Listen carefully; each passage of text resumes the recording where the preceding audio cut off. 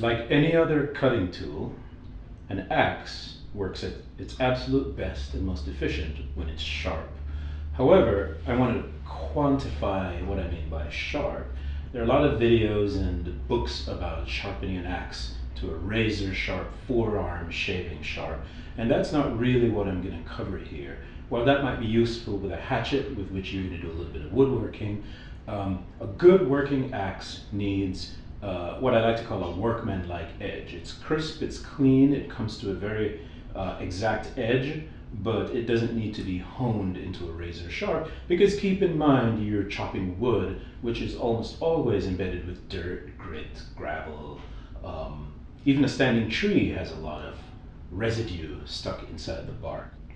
What I'm going to show you is how to use either a file or a diamond file to sharpen your axe quick and easy, so you can get back to the fun part, which is chopping wood.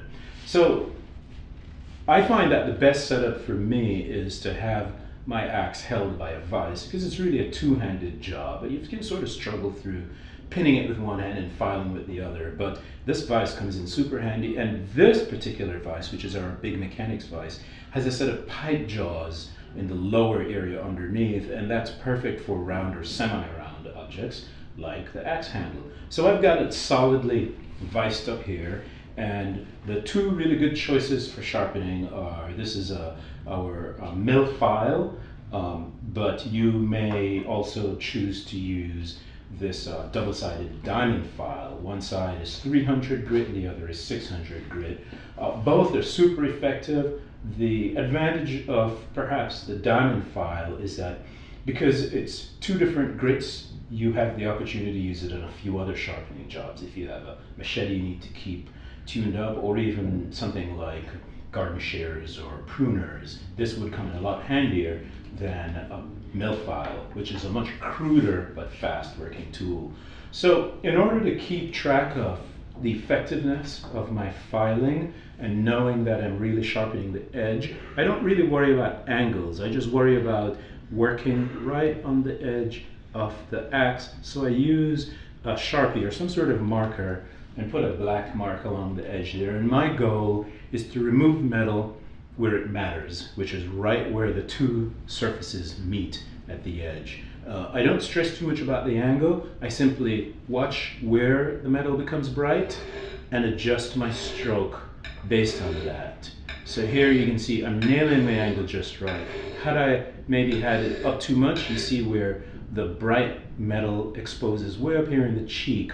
I just have it too high. I need to pivot down some more and keep going. I like to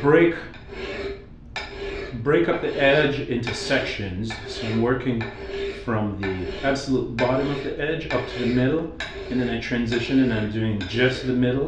Lots of generous overlap here, and then I work up to the tip.